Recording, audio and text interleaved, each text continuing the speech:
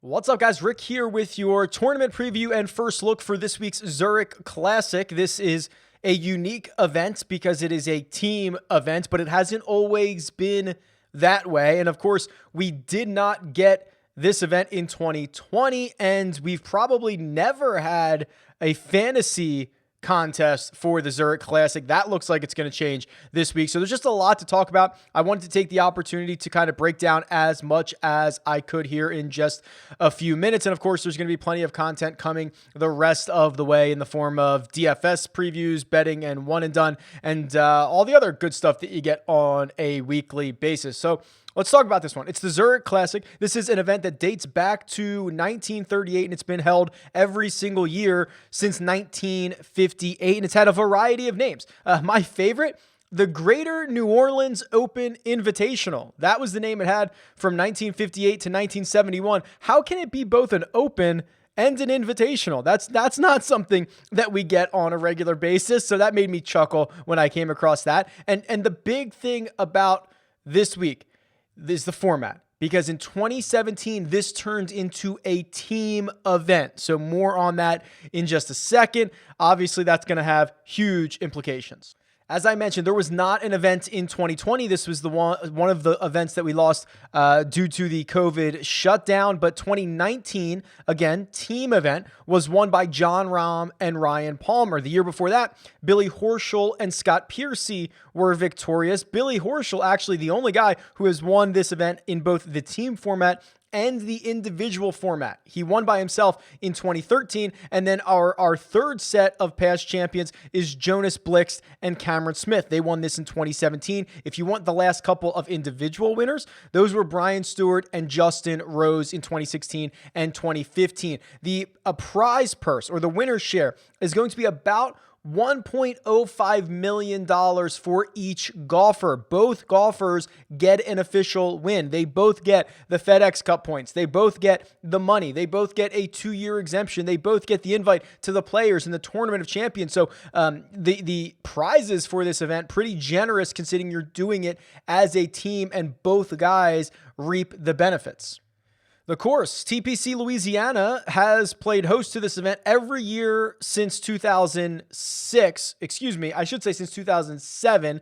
It also hosted in 2005. 2006 was the only year that TPC Louisiana did not play host because of the aftermath of Hurricane Katrina. They moved it for a year and then moved it back. It is a Pete Dye design. It's that time of year. A lot of Pete Dye courses. It's a par 72. It's going to play about 7,400 yards, and this actually went through a fairly significant multi-million-dollar renovation in 2019 after that event. So we've not seen these renovations in tournament conditions yet. They changed the strain of Bermuda in the greens. I don't think that's going to play much of a factor when you're trying to handicap this. They did update some of the bunkers, and they tried to, of course, improve the drainage when you're down in kind of that wetlands area. Drainage is always going to be key. And speaking of which, the wetlands, this course kind of goes through a lot of the lowland area. There's lots of water, lots of bunkers. In fact, there are 5 ponds that are going to come into play around here and over 100 bunkers on the course. So if you're not in the fairway, if you're not on the greens, you're going to be playing out of some trouble potentially, which is always a lot of fun to watch. Now let's talk the field and the format here.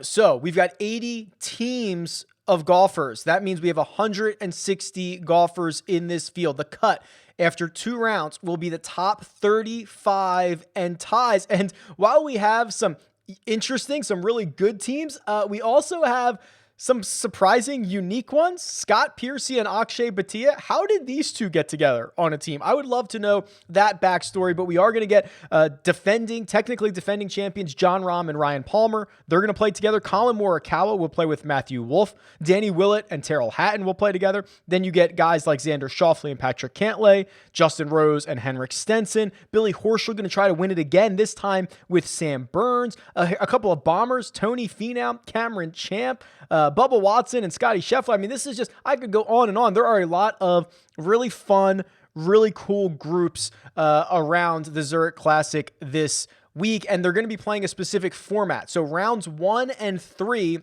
That's 4-ball. That's where everyone plays their own ball, and the team takes the best score. So let's take Jon Rahm and Ryan Palmer here as an example. They're each going to play their ball throughout the entirety of rounds 1 and round 4. If Jon Rahm makes a 3 and Ryan Palmer makes a 4 on a hole, they're using Jon Rahm's 3. So you're going to see some pretty low scores. On days 2 and 4, rounds 2 and 4, they're playing foursomes. That is alternate shot. That means player A tees off. Player B hits the second shot. Player A hits the third shot. Player B hits the fourth, so on and so forth. One golfer will tee off on all the even number holes, and the other golfer will tee off on all the odd number holes. So those are the formats. They're going to alternate that throughout this event. It is going to create potentially some really, really low scoring, especially for some of the streakier guys which I'll mention here in a second. I did run at RickRunGood.com, as I usually do. I run the key stats model for this week, and it includes both the individual format and the team format. And while there's not a lot of strongly correlated stats, none of them were above average when comparing to other courses on the PGA Tour. Driving accuracy and strokes gained putting did come up, which makes sense. You got to be in the fairway because there is trouble lurking out there, and you also have got to get hot with the putter. And that's really what I think is going to be the key stat. I think there's two things this week. There is complementary skills and the ability to get hot. Those are the types of teams you are looking for. So complementary skills, Tony Finau and Cameron Champ, is that a great team? Maybe not. They're both bombers. Maybe they can figure it out, but ideally, I think guys that, maybe one guy is a great ball striker and the other one is a really great putter. We've seen this at times in Ryder Cups, at President's Cups. That worked out very well. Guys that end up making a complete player, not two guys that have the same strengths and the same weaknesses. Also, embrace volatility. You want these hot golfers. So when you're playing best ball, if you make 4 birdies in a row and then 4 quads in a row, that doesn't really matter because your team's probably just going to take the 4 birdies in a row, right? And that's going to be great. And the quads don't matter because your partner probably saved you in those situations, made better than a quad, maybe makes a par. So it's okay to get these really streaky, really hot, really volatile golfers. You look at the list of names. I mean, I guess Rahm and Palmer, they were the favorites when they won this event, but would we have thought Jonas Blixt and Cameron Smith was going to win this in 2017? Would we have thought Billy Horschel and Scott Piercy were going to win it in 2018? I'm not sure. So I think you really have to embrace this. We have seen at times that team play can be incredibly volatile, and it makes for a lot of fun. It makes for big names that actually end up missing the cut. So keep that in mind as well.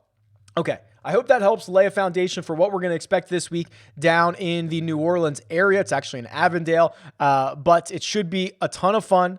It's going to be interesting. We have a new kind of format for DraftKings. More on that coming later in the week. But for now, best of luck, and I'll talk to you guys soon.